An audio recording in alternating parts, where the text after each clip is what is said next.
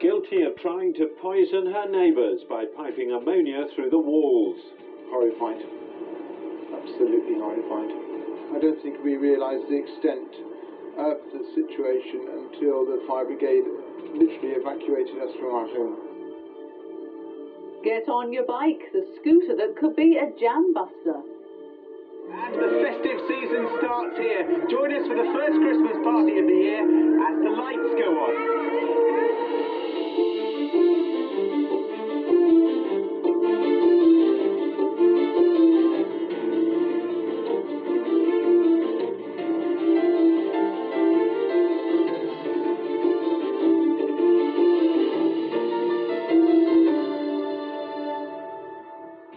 From Chris and me and the rest of the team, a very good evening.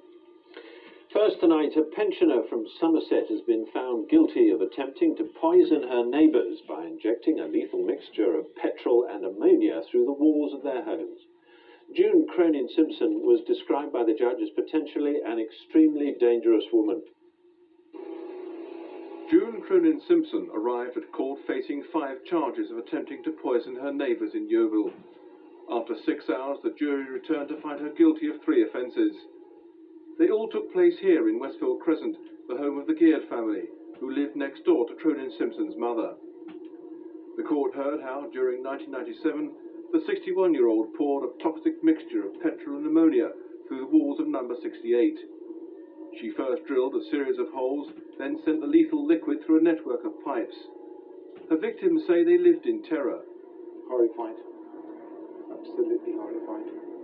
I don't think we realised the extent of the situation until the fire brigade literally evacuated us from our home.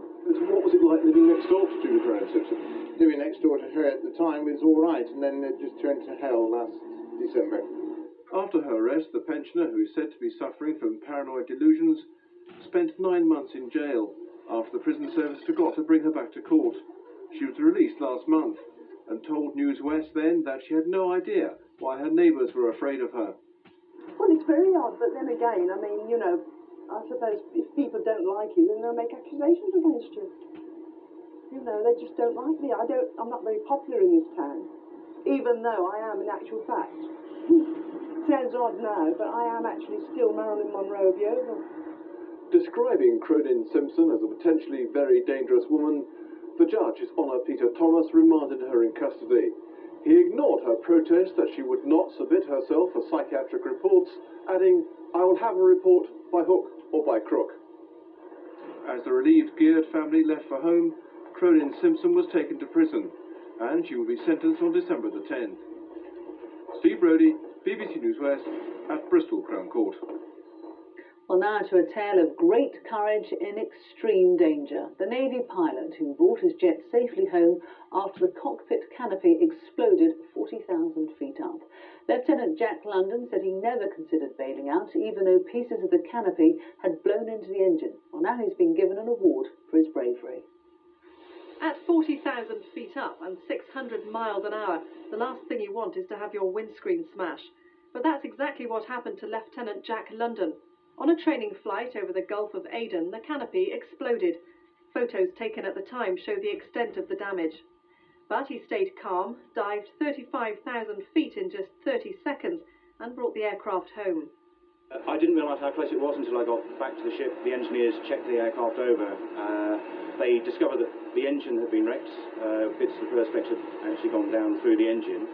And there was a piece of perspex that came off and glanced off my helmet. There's a mechanism there, glanced off my helmet and embedded itself in the seat box. If I'd been looking left instead of looking right, the outcome could have been slightly more dramatic. In fact, he suffered windburn to his eyes, but was flying again the next day. It's training, yes, purely training. If you start sort of panicking and sort of letting emotions get in the way, then flying the aircraft becomes very, very difficult. You sort of try and keep as calm as possible. It's when you get it onto the deck, you know, having sort of climbed out, given it to the engineers, then you can go through all the emotions that you want. As he brought the Harrier in, every breath on the aircraft carrier was held. He radioed ahead to lighten the mood. Once I got the aircraft under control at lower levels, happy with Mother, talking, I did happen to mention over the radio that it was a Cabriolet Sea Harrier inbound. It would just lighten the moments at the time. Next year, he'll receive the Queen's Commendation for his bravery. Sally Challoner, BBC News West, Yeovilton. A remarkable experience. Now, a team of Bristol scientists has discovered some cats are carrying a brain virus which has been linked to acute depression and even suicide in humans. The discovery is still being assessed, but the implications for pet owners could be dramatic. The findings have come from the same team at Bristol University's vet school in Langford that discovered a form of BSE in cats. In the latest tests, cats were found to be infected with the Borna disease virus, which in some countries has been linked to psychiatric illness and suicide. The disease is said to cause depression, exhaustion, and a range of debilitating effects, but isn't usually fatal. The Health and Safety Executive is now to start blood tests to assess the risks to humans. Well, earlier, Dr. David Harbour, who's been leading the research, told me how likely it is that anyone's normal pet cat could be infected with this virus. We don't have accurate figures for the total cat population. We know that about 20 to 30% of cats with neurological disease are carrying the virus, but the incidence in the total population is likely to be much lower. Can cats be carrying this without actually showing any symptoms? That's almost certainly going to be true, yes. What sort of symptoms, though, should people be looking out for? The majority of the cats that we've found to be carrying the virus have leg weakness, particularly the rear legs. Does that mean they're sort of staggering about? They stagger about, yes, they weave about. But clearly sort of mental illness problems of some kind? Well, certainly central nervous system symptoms, yeah. And how likely is it that a pet owner will catch that virus from their cat?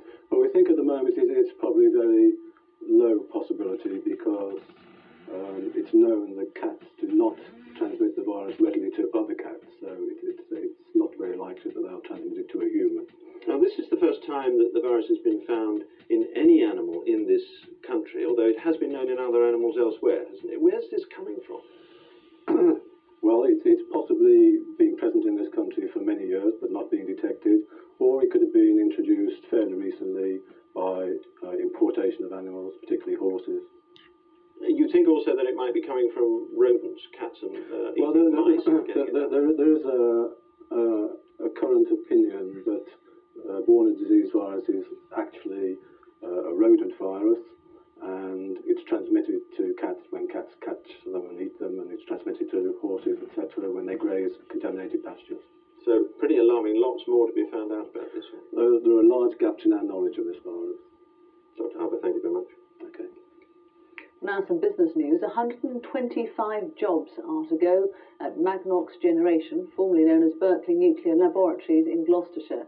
The news follows months of speculation following the company's merger with British Nuclear Fuels. It's the latest in a series of redundancy announcements in Gloucestershire in recent months, prompting fears that the county could be heading for recession. From the moment the merger with British Nuclear Fuels was announced in January, staff here knew there wouldn't be room in the new company for two headquarters. Fears the Barclays Centre could be closed altogether have now been allayed. But out of the workforce of around 1,000, 125 jobs will go. There's obviously been some effect on morale because it's a period of uncertainty. What we're pleased about now is that we're able to move forward and people have some certainty about their futures, and for many of the people, for most of the people who are staying, then there's good prospects for them. Although most of the workforce live outside Barclay, the effects are already being felt within the local community. My daughter works there. I think she'll be going. She's the health nurse. Quite a few locals once there around the area. Tourists, you know where they come from. The old son, he works down there. It's a great shame because it has helped the area. It's given a lot of people a lot of work, you know. And be a tragedy. It's been a struggle. So it's going to be very nice. The children, the family, this time of year especially. Magnox is the latest company in Gloucestershire to announce big job losses. Around 500 are expected to go when Rank Xerox switches much of its production to a new factory in Ireland. Eagle Star confirmed more than 3 times that figure could be lost through its merger with Zurich Insurance. I think what we're seeing are international companies rationalising and obviously picking, in some cases, alternative locations for some of their production. we've got to expect that. I mean, we will win some, we'll lose some. It's part of the shift, if you like, around the world of business activity. But that's cold comfort for workers who face a new year on the dole and an uncertain future. Graham Gardner, BBC News West, Berkshire.